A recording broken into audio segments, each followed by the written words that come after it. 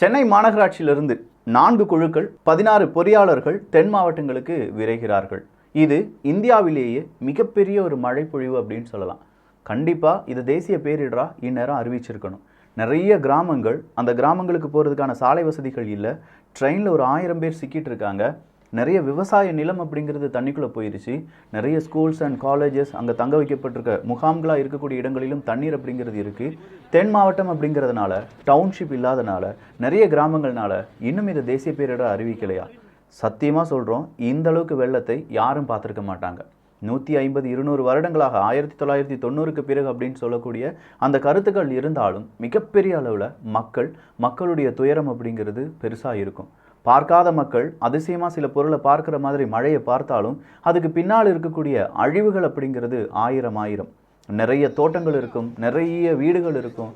அந்த தோட்டங்களில் பம்பு செட்லேருந்து கிணறுகள் வர இடிஞ்சிருக்கும். அப்படி இடிஞ்ச கிணறுகள் அப்படின்னு சொல்கிறதுக்கு மத்தியில் வாழைத்தோட்டம் இருக்கும். வாழைத்தோட்டத்தில் 10 அடி உயரத்தில் தண்ணீர் இருக்கும். இதெல்லாம் அழிவுகள் தான்.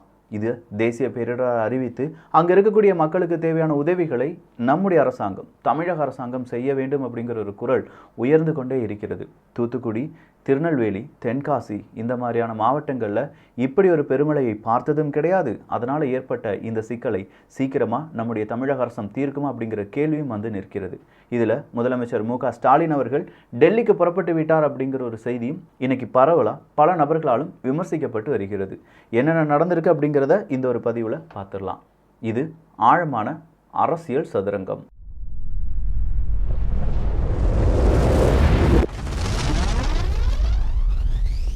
நாளை ஒரு கூட்டம் நடைபெற போகுதுங்க. I.N.D.I.A புள்ளி வச்ச இந்திய கூட்டணி. அப்போ இந்த புள்ளி வச்ச இந்திய கூட்டணியில் ஆல்ரெடி திமுகவுக்கும் அங்கே இருக்கக்கூடிய பல கட்சிகளுக்கும் இடையே ஒரு சின்ன சலசலப்பு வந்துச்சு. என்ன அப்படின்னு கேட்டிங்கன்னா, சனாதன எதிர்ப்பாக இருக்கட்டும், இல்லை பார்லிமெண்ட்டத்தில் அவங்க பேசின சில பேச்சுக்களாக இருக்கட்டும், இப்படின்னு சொல்கிற பல விஷயங்களில் திமுக தான் நம்முடைய தோல்விக்கு காரணம் அப்படின்னு சொல்கிற பரப்புரையை நிறைய மீடியாக்களும் செய்ய ஆரம்பிச்சிட்டாங்க. வடக்கு நண்பர்கள் அதை பற்றி பெருசாக பேச ஆரம்பிச்சிட்டாங்க. ஈவன் சன்டைரக்டாக இருக்கட்டும், இல்லாட்டி உதயநிதி ஸ்டாலின் அவர்களாக இருக்கட்டும், அவங்கள எதிர்த்து நிறைய பேர் கோஷம் போட, அவங்களுடைய ஃபோட்டோஸை அவங்களுடைய சுவர்களில், அவங்க கால் மிதிக்கக்கூடிய இடங்களில் இப்படின்னு சொல்லி ஒரு பெரிய சர்ச்சையே ஓடிட்டு இருந்துச்சு. அப்போ இந்த சர்ச்சையினால் I.N. அந்த புள்ளி வச்ச இந்திய கூட்டணி இருக்குது பார்த்தீங்களா? அப்போ இந்த கூட்டணியிலிருந்து தனித்து விடப்படுமோ திமுக அப்படிங்கிற ஒரு பேச்சில் அடிபட்டு இருக்கும்போது தான் மறுபடியும் ஒரு பிரச்சனை வருது. முதல்யாவது உதயநிதி ஸ்டாலின் அவர்கள் புள்ளி வச்ச கூட்டணிக்கு கொல்லி வச்சுட்டார் அப்படின்னு சொல்லும்போது, அடுத்ததாக மறுபடியும் அமைச்சர்கள் சில நபர்களும் என்ன ஆரம்பிக்கிறாங்க, இதே மாதிரி புள்ளி வச்ச இந்திய கூட்டணிக்கு எதிராக பேச ஆரம்பிக்கிறாங்க. அப்போ காங்கிரஸே அதுக்கு எதிர்ப்பு தெரிவிக்கிற மாதிரி சில செய்திகளை வெளியிட்டிருந்தார்கள். திமுகவினுடைய அரசியல் வேற, காங்கிரசினுடைய அரசியல் வேற அப்படின்னு சொல்லி அதை பிரிக்க பார்த்தாங்க. ஸோ இப்போ நடைபெறக்கூடிய இந்த கூட்டம் அப்படிங்கிறது ரொம்ப முக்கியமான கூட்டம். டெல்லியில் வச்சு நடைபெற போகுது. இதுக்கு முன்னாடி நடந்த கூட்டத்தில் கூட நிறைய பேர் பங்கு பெறவில்லை. மம்தா பானர்ஜி அவர்களாக இருக்கட்டும், எனக்கு சரியாக இன்விடேஷன் வரல, என்னால் அந்த டைமுக்கு போக முடியாது அப்படின்னு சொல்லிட்டாங்க. அதே மாதிரி நிறைய சலசலப்பு வந்த நேரத்தில் இப்போ அந்த தேர்தல், அந்த 5 மாநில தேர்தல் இருந்துச்சு பார்த்தீங்களா, அதனுடைய அந்த ரிசல்ட்டில் காங்கிரஸுக்கு கிடைச்ச பெரிய அடி. அப்போ அதை எப்படியாவது ஓவர் கம் பண்ணணும் அப்படிங்கிற அந்த ஒரு நோக்கத்துடன் நிச்சயமாக புள்ளி வச்ச இந்திய கூட்டணி பெரிய அளவில் திட்டம் போடுவாங்க. ஸோ இதற்கு முதலமைச்சராக நம்முடைய தமிழ்நாட்டில் இருக்கக்கூடிய முதலமைச்சர் மு.க. ஸ்டாலின் அவர்கள் திமுகவின் சார்பாக பங்கு பெறவில்லை என்றால் நிச்சயமாக அது ஒரு பெரிய ரிவர்ஸ் இம்பேக்டை ஏற்படுத்தியிருக்கலாம், ஒரு நெகட்டிவ் இம்பேக்டை ஏற்படுத்தியிருக்கலாம். அதனால் கூட முதலமைச்சர் மு.க. ஸ்டாலின் அவர்கள் இன்றைக்கி டெல்லி பயணத்தை மேற்கொண்டிருக்கலாம். ஆனால் இப்போ எல்லாரும் என்ன சொல்கிறாங்க, ஈவன் சவுக்கு சங்கர் அவர்கள்லாம் ரொம்ப காரசாரமான விவாதத்தை முன் வச்சிருந்தார். எவன் செத்தா எனக்கு என்ன அப்படிங்கிற மாதிரியான வார்த்தைகள்லாம் போடப்பட்டிருந்தது. இங்கே தென் மாவட்டங்களில் இவ்வளோ பெரிய அழிவு, வரலாறு காணாத அளவு அழிவு ஏற்பட்டிருக்கு. உண்மையிலேயே வரலாறு காணாத அளவுக்கு மழை பெய்திருக்கிறது. அங்கே இருக்கக்கூடிய மக்கள், அங்கே இயற்கை பேரிடர் அப்படிங்கிறது பெரிய அளவில் ரயில் தண்டவாளங்களை அடித்து சென்றிருக்கிறது. 1000 நபர்கள் திருச்செந்தூர்லேருந்து சென்னைக்கு போக வேண்டிய ஒரு ட்ரெயின் பாதி வழியில் நின்றுட்டுருக்கு. அதில் 1000 நபர்கள் இருக்காங்க. அந்த நபர்களை கான்டாக்ட் பண்ணுறதுக்கான டீட்டெயில்ஸ் இருந்தும் அங்கே போகிறதுக்கான வாய்ப்புகள் இல்லை. செல்ஃபோன் இருக்குது, ஆனால் அங்கே போகிறதுக்கு மக்களை, அங்கே போய் அவங்களுக்கு உதவி செய்கிறதுக்கு மக்களாலும் முடியலை, பேரிடர் குழுவாலும் முடியலை. அதனால் இன்றைக்கி என்ன செஞ்சுருக்காங்கன்னா, ஹெலிகாப்டர்லேருந்து உணவு பொட்டணங்கள் அப்படிங்கிறது போடப்பட்டு வருகிறது அப்படிங்கிற தகவல் வெளியாகி இருக்கிறது. ஸோ இந்த மாதிரி ஒரு இயற்கை பேரிடரை அங்கே சந்திக்கவே இல்லை அப்படிங்கிறது எல்லாருமே இப்போ பேசிகிட்டு இருக்காங்க. அடுத்ததாக இது 2வது நாளாக நின்றுட்டுருக்கு அப்படின்னு சொல்கிறோம்னா, இந்த ட்ரெயினை 2வது நாளாக நின்றுட்டுருக்கு. திடீர்னு பார்த்தா திருநெல்வேலிக்குள்ளேயும் ஒரு முதல்ல வருது. ஏழை பார்ல முதல்ல வாயை திறக்குது பார்ல நம்ம அண்ணாச்சி அப்படின்னு சொல்லிட்டு ஒரு வீடியோ இன்றைக்கி ரொம்ப வைரலாக மாறிட்டு இருக்கு. நாகர்கோயில் மீனாட்சி கார்டன் உள்ள வீடுகளில் மழைநீர் சூழ்ந்துள்ளதால் அப்பகுதி மக்களை தீயணைப்பு வீரர்கள் படகுகள் மூலம் பாதுகாத்து வருகிறார்கள் அப்படிங்கிற ஒரு செய்தியும், வீடுகள் இடிந்து விழுகிறது, ஆடு மாடுகள் அடித்து செல்லப்படுகிறது, இதுவரை 14 நபர்கள் இறந்ததாக செய்திகள் வருகிறது. தேசிய பேரிடர் அறிவித்து மீட்பு பணிகளை துரிதப்படுத்துவதே உயிர் சேதத்தை தடுக்கும் வழி அப்படின்னு சொல்லியிருக்காங்க. இந்த இடத்துல வீடுகள் இடிந்து விழுவது அப்படிங்கிறது ரொம்ப முக்கியம். அதை விட ஆடு மாடுகள் அடித்து செல்லப்படுகிறது. நம்ம தென் மாவட்டங்கள் எடுத்து பார்த்துட்டோம்னா விவசாயம், அங்கே விவசாயம் அதிகமாக செய்ய முடியலனாலும் ஆடு மாடு வளர்ப்பாவது அங்கே இருக்கும்.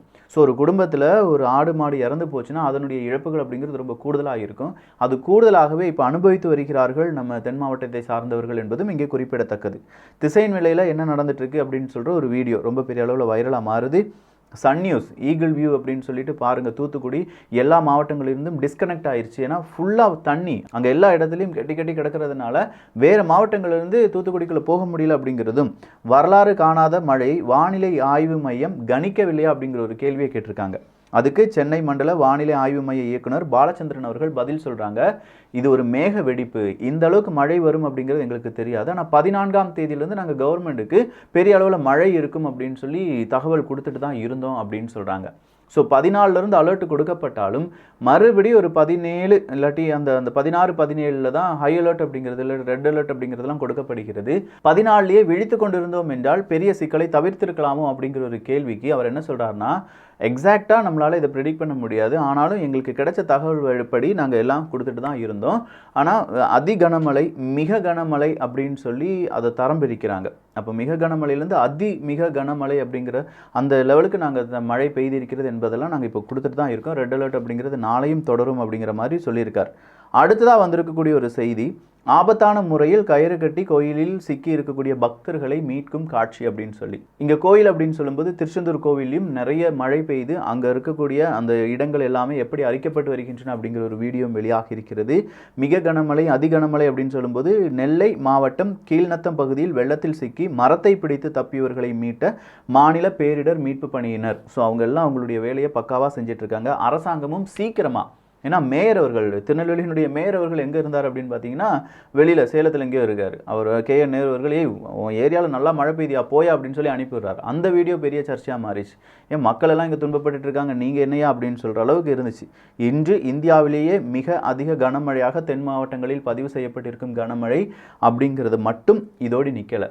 இந்த இடத்துல அரசியல்வாதிகள் சென்னையை கவனித்த மாதிரி, மீடியாக்கள் சென்னையை கவனித்த மாதிரி நிச்சயமாக தென் மாவட்டங்களையும் கவனிப்பார்கள். இனி அங்கே இருக்கக்கூடிய உள்கட்டமைப்பு கொஞ்சம் புனரமைக்கப்படும் அப்படின்னு சொல்லி நம்ம நம்புவோம். ஏன் இதை இப்போ சொல்கிற விக்கி, ஏன் இவ்வளோ நாள் இது பேசப்படவில்லை என்றால் இப்போ தான் மழை பெஞ்சிருக்கு. இனி காலநிலை மாற்றம் காரணமாக கண்டிப்பாக இதே மாதிரியான மழைகள் அங்கே பெய்யும் அப்படிங்கிறதுல மாற்று கருத்தே கிடையாது. எப்படி வேணாலும், அங்கே வெயில் தான் இவ்வளோ நாள் அடிச்சிட்டு இருந்துச்சு, காலநிலை மாற்றம் மாறிடுச்சு, வெயில் அடித்து மழை வர ஆரம்பிச்சிருச்சு, குளம் எல்லாம் நிறைஞ்சிருச்சுன்னு சொல்கிறாங்களே, குளத்தை தூர்வார எவ்வளோ நாள் ஆச்சு? எங்க 10 அடியில் ஒரு குளம் இருக்குது, அது 20 அடியாக இருக்க வேண்டிய குளமாக இருக்கலாம் ஒரு வேளை. ஆனால் இன்னும் 10 அடி தோண்டி வச்சுருந்தோன்னா நமக்கு கிடைச்ச மழையை நம்ம சேமிச்சிருக்க முடியும். நம்ம யாருமே அதிகமாக அதை பற்றி கவனம் செலுத்தலை. ஏன்னா அங்கே மழையே பெய்யாது அப்படின்னு சொல்லி நம்ம என்ன செஞ்சிட்டோம், தண்ணி தெளித்து விட்டுட்டோம். ஆனால் இன்றைக்கி அதே இடத்துல மிகப்பெரிய அளவில் தண்ணீர் வரும்போது அந்த குளம் என்ன செஞ்சிருது, உடனடியாக நிரம்பி விடுகிறது. ஸோ அதிகமாக நம்மளால் அந்த இடத்துல நீரை சேமித்து வைக்க முடியவில்லை. அப்படியே குளம் இருந்தாலும் அது உடைந்து விடுகிறது. இப்படின்னு சொல்லி பல பிரச்சனைகள் இங்கேயும் இருக்குது, தென் மாவட்டங்களையும் இருக்குது. இயற்கை நமக்கு ஒரு வார்னிங் கொடுத்துருக்காங்க.